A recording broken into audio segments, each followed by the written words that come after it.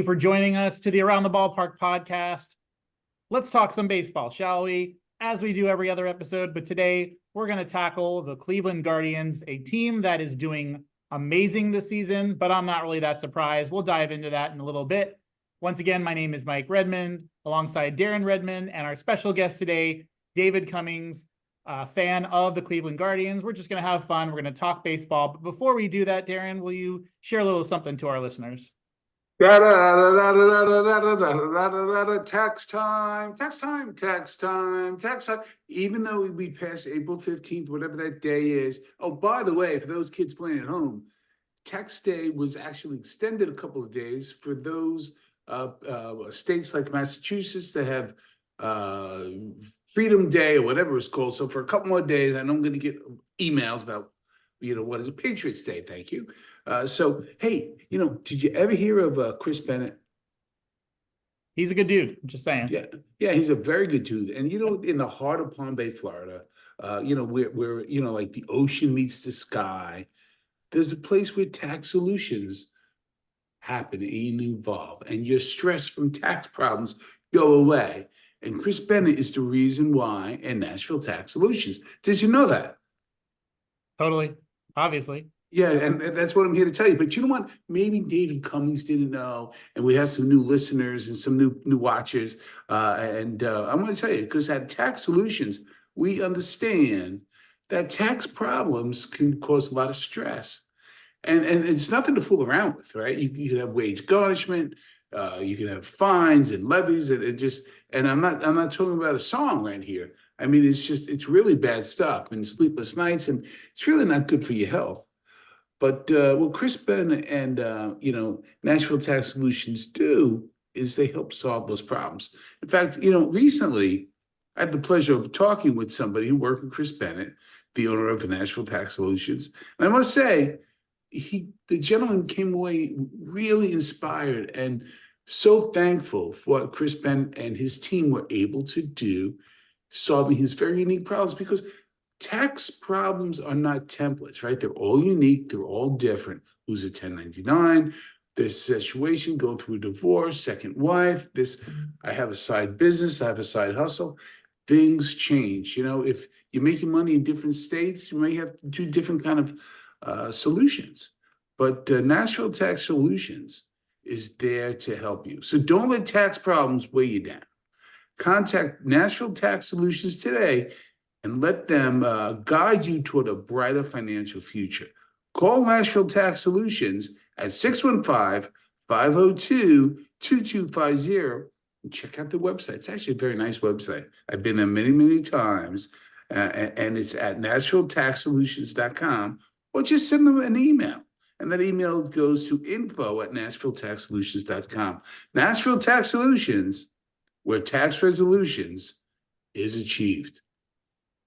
Yes, and another shout out to Chris. I actually spoke to him earlier today. As we're recording this, it's actually Cinco de Mayo out there, May 5th. He's actually on his way to the Garden, not the little Garden, but the real Garden, to see the Rangers play tonight. So, I am so jealous. Yes, so he'll be reaching out and ask him to send me some pics and some details on that. But that's an awesome experience. So, big time. Yep. So let's dive into it. So before we talk Guardians baseball, Dave, if you wouldn't mind just sharing just a little bit about yourself, who you are, where you're from, and we'll get into it. Okay. So originally born in Cleveland, or just outside of Cleveland. And so my family moved down here into Florida, Palm Bay, Florida, when I was about 10. So I'm still diehard Cleveland fan ever since. That's how I was raised. That's how I was brought up. So now I'm instilling that into my son. It is just an awesome time. And Cleveland fans, they know we have our ups and downs, mostly downs. And it's a grind to be a Cleveland fan, but it's also in it something that's inside us that it's just something that you're brought up with. It's just the whole mentality of Northern Ohio, I guess, the blue collar, low man down, just get up and dust yourself off and face the next challenge that comes your way. Yeah, and it's funny you mentioned, the ups and the downs, a lot of downs. One thing that's interesting is, like, sometimes, like you mentioned, we're kind of sort of born into the team that we're into, right? And so there's always that awkwardness, like, is it okay to change teams? My team's lost 13 years in a row. Can I? But then you realize as you mature, like, no, you stick with the team through all the bad, because when the good happens, it's going to feel that much sweeter. And then also too, you switch teams and that'll be the year, right, that your team finally does whatever. Kind of what I'd love to start with. So one of the fun things we do on the show sometimes is, as we talk about a different team, we'll go over, who would be on our Mount Rushmore. And for me, the Guardians is unique because I don't know about the two of you. I'll kind of go around the room here, but for me, when I look at that, my Mount Rushmore are all batters, and usually it's like 50-50. And I'm sure, a lot of the Indians, I said the word, but Guardian players over the years that are pitchers that would be on my Mount Rushmore are people that I never got an opportunity to see way before my time. So if we're talking about the last 30 to 40 years or so, to me, my Mount Rushmore would not actually include any pitchers. So I'll start with mine and we'll kind of go around, see if you guys kind of echo that or any changes you'd make. But for me, I think Jim Thome, I think Albert Bell, I think Manny Ramirez, and I actually think Jose Ramirez as well. I almost put Carlos Santana on there, but Jose Ramirez for me, just what he's capable of, and Santana has played some different teams since then. So that would be my four. I know it's, kind of weird to not throw a pitcher on there, but you can't say Cleveland Guardians baseball without those four names, in my opinion. So Dave, what would you say? Well, to your point, Cleveland is for pitching wise, we get them. We're a small market team, so we don't keep the players once we develop them and get them to their Cy Young winning pitching. They win a Cy Young with us, then we trade them away while they're in their last year of contract, like CC Sabathia. Who else have we gotten that we did that with? I'm sure. Yeah. I'm sure Cliff Lee. We had him. Yeah. He won a Cy Young with us. We let him go in free agency. So, like you said, it's that Jim Thome, last 30. He's number one. He's got to be number one. And then, if you talk about the '90s when Cleveland was good in the mid '90s, you have, like you said, Albert Bell, Jim Thome, Kenny Lofton lead off. You had Jose Mesa as our closer. He was decent. He was intimidating. Yeah. Yeah. Yeah. And then Manny Ramirez as well. He was starting to hit his peak with Cleveland, and then he went to the Red Sox, and the rest is history there. Oh yeah, I think Manny was the guy who thought there were 2 outs and decided he was going to use the bathroom and go out the Green Monster and come to find out there's still an out to be had. Yep. Yep. So, Darren, anyone that you feel the two of us have omitted from that list within the last 40 years? So the funny thing is, for me, and again, I look at Ramirez as sort of a afterthought in a good way, like the +1. But for me, 3 of the 4 are pitches because I'm older than both of you combined. Well, that's not funny. Bob Feller, I mean, World War II, just a hero. Pitch over 20 years, for Cleveland, dominating person. Only person I know who had the gumption, whether he's right or wrong, to say, like, the very famous Willie Mays catch was against the Cleveland team. And he was like, oh, that was no big deal. He literally said, like, he knew he would, because Willie Mays, and it's true, had a tell. He had a tick that if he put his hand in the glove like this, he knew he was going to catch it. So he started running, and he does that. So Bob Lemon's like, I knew he was going to get it. And Bob Feller, rather, great pitcher. Then Bob Lemon was a great pitcher and a great manager with the Yankees. But he was a great pitcher as well. And then Bartolo Colon. Come on. Colon, 5 great years with Cleveland. Reggie Jackson, and 5 great years with the Yankees, so it counts. And then Jim Thome, all-time great. I mean, he just looked like Boog Powell, who ate even more. He just, Paul Bunyan gets up there with the big stick. You're not going to look good in uniform, right? You just him, but the guy could rake like nobody's business. And the nicest guy, everybody tells me. So that's my Mount Rushmore. That's yours. And I'm glad that we had some different, because it would be no fun if we're all like, oh yeah, so same 4. Yep. No, we don't want to be bobbleheads. So I appreciate the conversation there. So as we move to the current team, the 2024 Guardians. So I'm looking at them now. They're 22-12. For me, this seems like the first year. I'm not talking 5 deep because you know about the Chicago White Sox. But for me, one of the things we said early on in the podcast before the season started was a lot of these teams in this division, below 500, one team gets knocked out the first round. But to me, from the last 3 to 4 weeks or so, this division is finally taking shape. Like, you have 3 legitimate contenders, and the Tigers are not too far off. But between the Royals and the Twins, and I know the Twins have won 12 games in a row, I still think the Royals outlast the Twins. That's how highly I think of the Royals. I still think the Guardians are the team to beat in the division. So for you, Dave, for this year, who do you think is that team that's going to give Cleveland? Is it Kansas City? Do you see Detroit sneaking in there, or do you think it's Minnesota with their hot 12-game streak that's going to eventually get back up there? Yes, that's a tough one. Like you said, I mean, all of the American League Central they're young teams that are starting to gel. They've been playing a couple of years together now, and the more they're playing together, the better they're getting. So, like you said, Minnesota 12-game winning streak. I think they play today. I'm not sure if they win or not. That would be 13, but they had a rough couple first week or so, but then they just hit their stride. Then you got Detroit and KC, and they're just all. It's a little worrying being a Guardians fan. I mean, we're off to a hot start. We're like, oh yeah, this, because like you said, Central is it's the low division in the American League. We're not going to deny that. We know how we rank. It was the last couple of years. I think we had one maybe 500 team out of all 5 of us. So yeah, I think that was about it. And so we know that.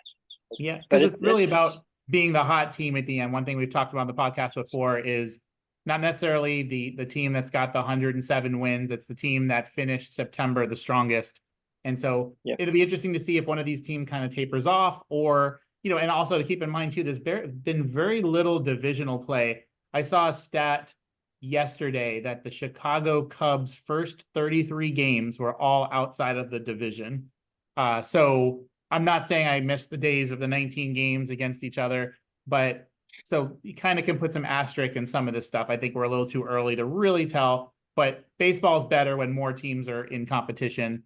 Not that the second wildcard team is just the best team under 500 to sneak in. This could be a year where that second wildcard team has a really good record, and just one team gets left out just because there's a lot of competition. So that's what I'm thinking. Darren, what do you think about this division this year?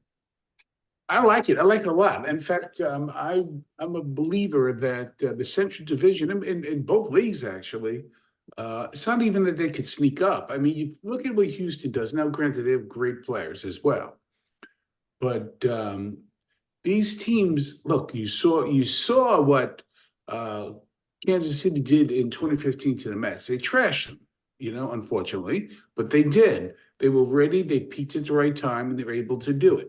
Houston is able to play sort of a modified, tough schedule and get ready and hot in the playoffs. So these teams can do that and just they're ready. They're rested without that load management nonsense. If they get hot at the right time, they can do it. And one thing that Cleveland, I think, does better than almost any other team really in the majors right now, is they play to their ballpark. I mean, they really do. And, that's important. You mentioned that they're a young team. You need to be a young team. High wall, big outfield. I mean, they do a lot of really, really good things there. So I think they're legit. I think they are. But to your point, they don't play 19 times in the division anymore. I think you can't tell, like right now with the Mets, without going on a tangent, they're at 500. They get swept this weekend. But it doesn't mean if they can stay around 500 until July, then we see what's going on. That's all you want to do right now is just stay. But, it's still math. Take as many wins as you can. That's a good thing. So I hope that doesn't sound too convoluted, but I think they're legit. Yeah, and a lot of some of their guys, I pulled up some stats. I just wanted to mention 3 guys in particular. So you have Josh Naylor already with 7 home runs. you have Jose Ramirez, 27 RBIs already. But the one that really sticks out to me is Steven Kwan with, I believe it was a 353 batting average. And that's, he has like the same plate appearances as everybody else on the team. So that's, I mean, to stay on that pace may be a little bit kind of crazy, but man, I mean, you put those three guys in a lineup and you're not going to lose too many games as long as the pitcher shows up to work that day. Is there a guy, Dave, I maybe didn't mention that really stands out to you, or you really feel like those are the guys? Well, Kwan he's just having an amazing year so far. And he's probably my favorite pitcher or my favorite player just from his work ethic and how he approaches everything. Mm-hmm. And he's young. And like you said, I think he's leading the AL with his average, and he's 1 or 2 in hits as well. He's our leadoff guy. So if he gets on base, and he's very disciplined. I don't know how much you've seen him at bat, but like when he first came up 2 years ago, he had like, what was it? Crazy stat of like not swinging at balls outside the strike zone, like in like 22 consecutive at bats or something like that, where he didn't swing at something outside the strike zone. Yeah. So he's very disciplined. He is very disciplined. And he's exciting. He just tweaked, I think, his left hamstring last night though. So they're waiting on the image results to see if it's serious or if it's just going to be a few days rest or what. So that might hurt a little bit, but we did win today without him in the lineup. So that's good. That's awesome. And because you've been able to see pretty much the majority of the games this season, either live or, after the fact. So yeah. Now, are you one of those, like, how are you? That's one thing I have not seen is a Cleveland Guardians game yet this year with the Guardian announcers, but are you a big fan of, I'm not too familiar with the way they do their broadcasts. I have my favorites, my least favorites in terms of broadcasters, but are they tolerable or? Yeah, they're tolerable. I mean, they've been, both of them, like, so Rick Manning, he used to play for Cleveland back in the 70s, and he's been doing the Bally Sports announcements, I think 30 some years now. And then his, what's the other guy's name? It's right there. I can't think of it right now. But he's been doing it for about 20 some years. And then their on-field correspondent, Andre, he's been there for about 9 years. But the core of them, Joe, well established. That's good. Yeah. The core of them, they've been together for a while, so they feed off. So it's entertaining to watch and how they feed off of each other in their announcements and everything. But sometimes they can get a little. I mean, I've noticed. So like on watching the games on MLB, you'll see like sometimes there would just be long pauses where it's like a low in the game and nothing too exciting. So maybe a pitch or two will go by without them really saying much. Yeah. No, hey, I have a question for you. It's an interesting thing, Mike, you bring up. So, David, and again, there's no right answers to this, but for your hometown team, do you like overtly homers? Do you like announcers that are almost anti-homer, home team? Do you like the ones that are just the facts? What do you like? Give me your perfect, broadcast team. Well, you have to have Joe Buck if you want a perfect broadcast team. There you go. But yeah, so like if you're watching something like a local team's broadcast as opposed to like an ESPN broadcast, you can tell the difference because usually when it's on a local network like Bally Sports or something, that the announcers are more team biased to their team. So, and then ESPN or ABC or NBC, they're more. I think that they have to be neutral more than anything else. But I probably would say, I guess it depends on the announcers themselves. Like I don't sit there and watch other games too often, but sometimes I will. And if I don't like the audio from one, I'll switch to the audio of the other. Yeah, the other. Yeah, I love that feature that you can do that. And I was a little bummed because obviously I'm a homer, but I love the Mets announcers, and I was forced to listen to the Tampa Bay Ray announcers instead. And I mean, it's just night and day difference in terms of just interest. And when something cool happens, one lets you know about it, and the other one's like, walk off, see you tomorrow. Like, I don't know. Maybe he's been doing it too long. So I do want to talk about the stadium and Progressive Field in a minute, but I'd love to have every once in a while just an off-topic debate about something. So for this one, I'd love to just kind of quickly chat about the DH. I'll start first, but love to just hear, now that we're a couple of years in, where you each stand, and Darren will go to you first after me, and then David. But in terms of positives, negatives, that sort of thing. I'll go first. So like, I'm a big fan. Always have been. That was like the one change from day one. I was like, yes, please, yes. I do miss. There's a game the other day where I think the Mets had 4 bench players. One was injured. Then you do a pinch run. Like with only 4 bench players, what's happening is like you pretty much know, oh, this one's coming up. And there was just something I missed about the 6 to 7 person bench where there was just more variety that was going to come up there. Now, you know, what I do not miss was when you had 7, 8, 9 coming up. If, you know, 7 gets out, even if 8 gets a single, most likely it's going to be 2 outs, lead off man up. You know, so I do not miss that element of it. But I do miss having the larger potential guy off the bench that's going to make an impact versus, oh, he's the only guy left, so we're going to put him in because it's the 10th inning. So, Darren, what are your thoughts on it so far? It's reality that we have the DH, so I have to live with it. Do I miss the managerial kind of chess that had to happen? Yes, I love that, and it has nothing to do with age and whatever, and be angry old man yelling at clouds. I just miss the cerebral aspect that allowed, okay, I'm going to keep the pitcher in, I got to remove the pitcher, and I just liked that part of the game. And I don't think juice is worth the squeeze. I don't think, you know, the guy that hits 28 home runs who's the DH, for me, replaces the joy I had in watching a manager have to make decisions. But I'm living with it. I hate the ghost runner. You know that. Oh yeah, I know. Yeah.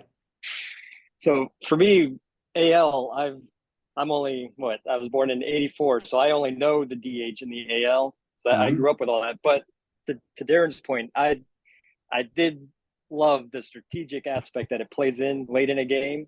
When do you keep your pitcher out, or do you have to sub him in for a pinch runner or for a pinch batter in a close late game? Like that like the strategic part. Like I love strategy more than probably anything, and just watching the different minute details that the managers have to make, the different plays, when to pitch hit, when to bunt, and so when to pull the pitcher, say the pitcher's doing great, but you need to run. I mean, that's a hard choice right there. It is, because right now what happens is with the 4-man bench, or sometimes 3, it's you need a guy to come up and hit a home run. It's this guy. You need a defensive player. It's that guy. And you need a faster runner on base. So I'm going to put the backup catcher in and put someone else on to run. And so you pretty much know everything. So like you said, it takes the strategy away. Like pretty much the other team knows what the other is going to do based on that. And so again, like you said, we all have to live with. I would be perfectly fine without it, but out of all the changes, that's the one where I'm like, okay, I could deal with it. I think there was a game earlier this season, I don't remember who, but they ran out of bench players. They had 4. One was injured and not on the DL. They used one as a pinch runner. They didn't anticipate the game to go. And so they had to put in a big game with 2 outs, they had to put a pitcher off the bench to swing. So it was kind of like, well, that stinks. Yeah, nothing's going to happen there. There was a couple. And then, I mean, of course, like for us as Met fans, especially, nothing will beat seeing Bartolo Colon trot. What's the word we should use? Is a trot? Miranda? Yeah, it's just, I mean, woo! We got to celebrate. Speed walk without speeding. I mean, how awesome was that, Darren, to see like just the whole team just disappear into the dugout and come back. Yeah. Oh, so good. And he would still be pitching to this day if they would let him. He's a gamer. He probably does pitch somewhere, for all I know. I'm sure he's probably pitching like, in some club league somewhere, just having some fun. So, David, I want to ask you a question, and this is not to hurt a Cleveland fan. This is to praise. I don't think the Cleveland team that went to the World Series against the Cubs gets nearly enough credit because that team could have won the World Series. People forget about how close you came to winning that series. Yeah, it was Game 7. We lost it in 10 innings. I mean, Yes. come on. I mean, And it was. I thought you were going to win that game. I think Yeah. if it's not that rain out, you win that game. You know, Yeah, if I there mean, wasn't that rain delay. Yeah, Yep. so we're up what 3-1. We had a series lead, and then It gave them a rest. It allowed them to kind of regroup. You had that team on the ropes. My opinion. mhm. Yep. Yeah, There's but no way of that was quantifying that, but that's what I believe. and that was just a crazy time to be a Cleveland fan because you had the Cavs in the finals that same earlier in that summer in 2016, and they won, and it was just the city was electric. It was crazy. I wasn't there, but I've heard. Speaking of that, the Cavs won today against Orlando, so they moved on. That's a nice thing for Cleveland. Well done, Cleveland. Yeah. I was Was it? watching I the didn't get to game. see the end. Was it close at least, or was it a? It was a back and forth game. I mean, Cleveland pulled away at the end, but it did not look good for a while. Orlando made it interesting. That's interesting. Yes, I was watching the Guardians game, and then you just hear the fans erupt in applause like in a low and during the game, and then the announcers come out. Oh, the Cleveland just announced Cleveland Cavs won, so everybody was cheering. And then with the way the stadium's set up, the arena is like right behind left field, and so they kind of share the same walkway. So the camera panned over, and you could see people exiting the stadium, and I guess some might have been season ticket holders because they were just coming right into the Guardians game, Right. even though it was already in like the 8th inning. I'd love to see do research, the start date of the NBA playoffs to the end date of the NBA playoffs, but that first round, it 75 feels years. 75 years. like David and I did a little pre-work prior to the yeah, podcast. because like you look at March Madness, right? And you hear March Madness, but the reality is like it doesn't start until like mid to late March, but they get all the games in a week and a half. You know, the NBA, it's just I think it's 3. Like I could see if you're traveling across country, but sometimes they have 2 home games separated by 3 days. It's just silliness. But let's get into so David, have you been to Progressive Field or have you not got to go? I was back in '94 before I moved down here, so I was like 10. I don't remember too much. I remember we were sitting right field bleachers or right outfield near the foul pole. That's about all I remember. Now you said 94. Yeah, when the year it opened. Okay, so that was Jacobs Field. So then I think Correct. that was in existence till 2007. I think is when Progressive Field came into Progressive it. Field bought. Yeah, Progressive Yeah. Field or Progressive bought the naming rights. Awesome. Yeah. So here's one thing I love to do before we kind of chat about the stadiums for a bit. One thing I like to do every once in a while is if I find any kind of fun, interesting facts about a stadium that's unique, I love to share that. So I have 2.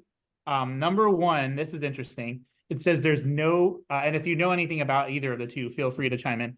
But apparently for their ceremonial first pitch, no fastballs are allowed.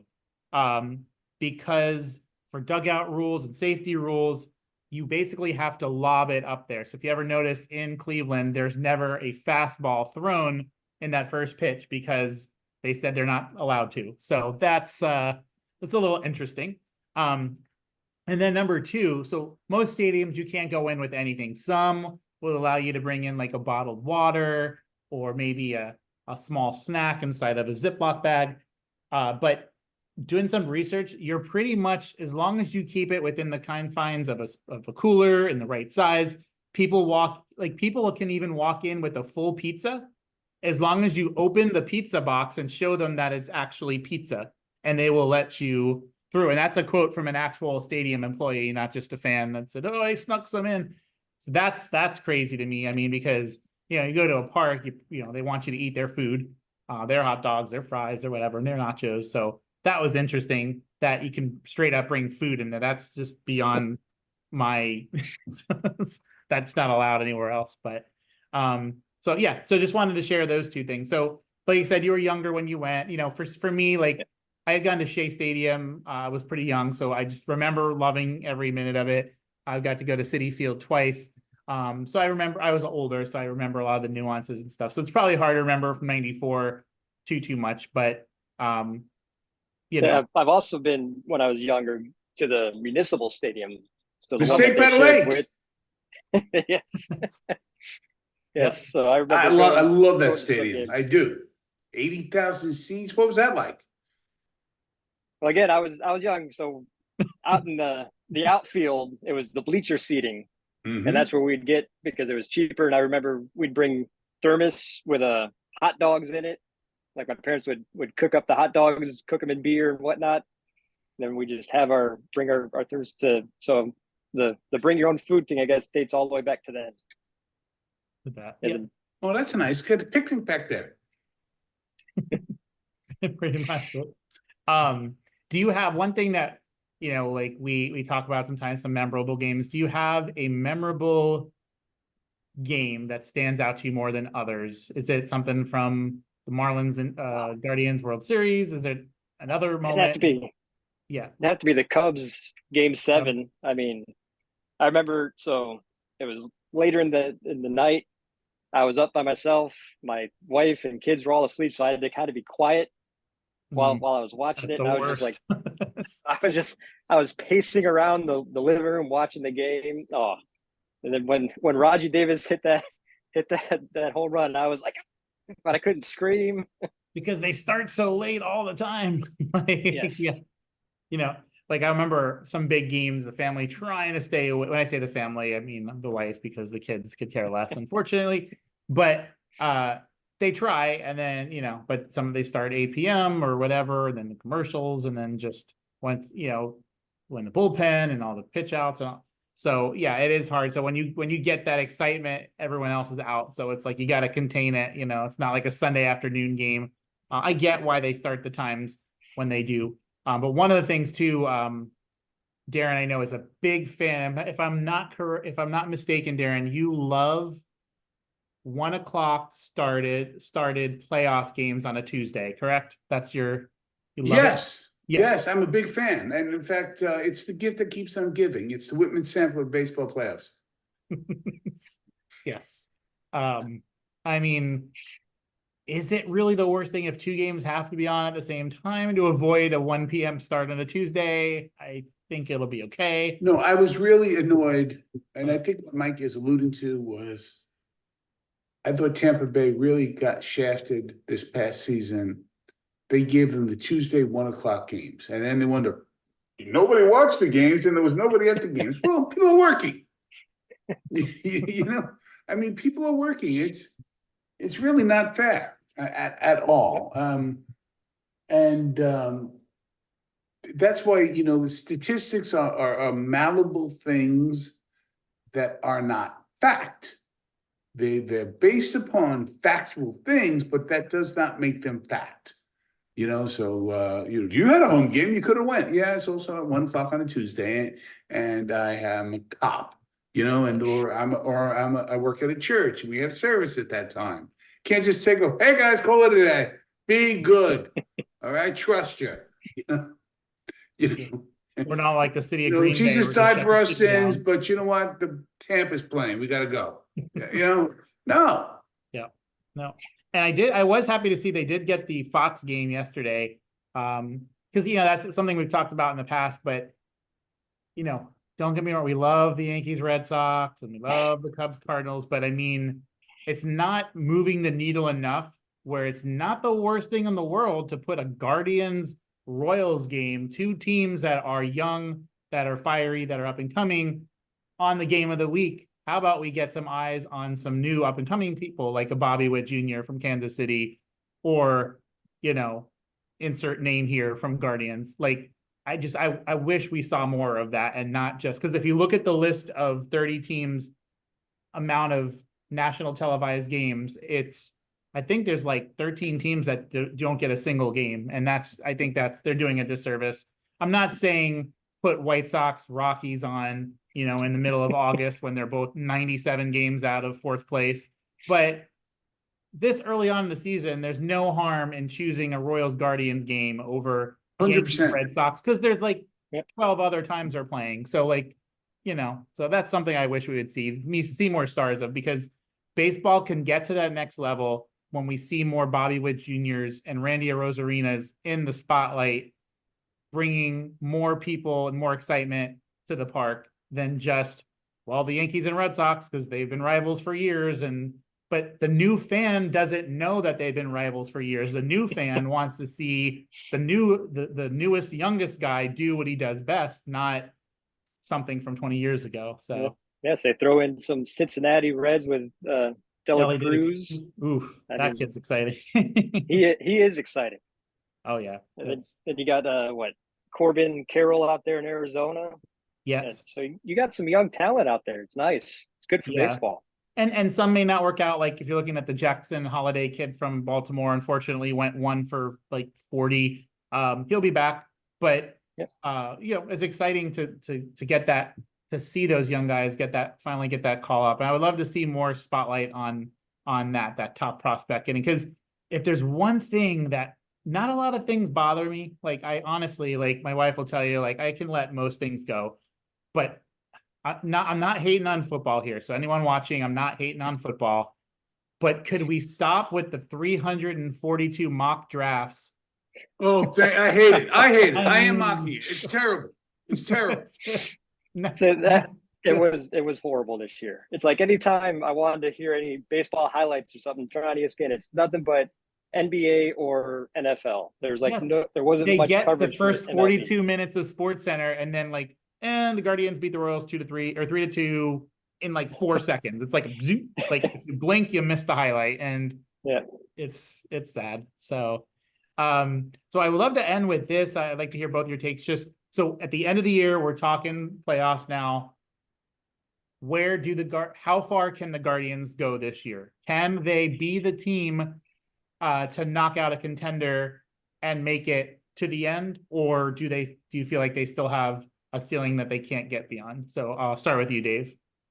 So a week and a half into the season, I would have said we would have been there because of how Shane Bieber was pitching. And he started out 12 innings pitched, 20 strikeouts, 0 earned runs, and then he goes down, needs Tommy John surgery. That was a little bit of a blow. But we kind of dealt with the same stuff last year where we had all these younger pitchers step up. And so they had some experience. So now we're kind of doing that again this year. So we have a very young rotation. But they need to start going deeper into the games. Like right now they're getting 5th inning, and then they're having to be pulled out. So if our pitching can go to 6th or 7th inning, keep the score low, I think we could have a good run this year. Do you think they can get to that? Is AL Championship Series attainable or no?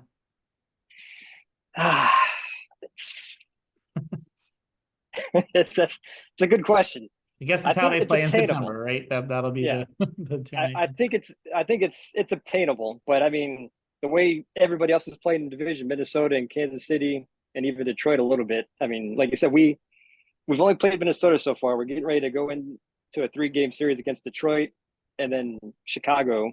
We don't play the Royals until early June. So I mean that's late to even play. That is a division rival 2 months into the season before you even play them. And not for nothing, we haven't given the Chicago White Sox any love, but I mean, oof. Well, I mean, I saw a play last week where the right fielder fell 11 times on the same play. Like he was just like rolling around in the dirt. I don't know what was going on. But Darren, final thoughts for you. Where does Cleveland finish this year? Cleveland wins the first round playoff, gets eliminated in the second round. They're going to make it that far. Okay. Yeah. It's heartbreaking, but I'll take it. Mets aren't going to go, in my opinion, Mets won't make it that far. They'll back in the playoffs to lose in the wild card. Yeah. I love how the Mets just beat the good teams, and then they're like, oh, here's a winnable part of the schedule. Let's tank right now. Let's absolutely tank. Well, thank you, David. Great things expected this year for the Cleveland Guardians. Thank you all for watching. And until next time, we'll see you around the ballpark.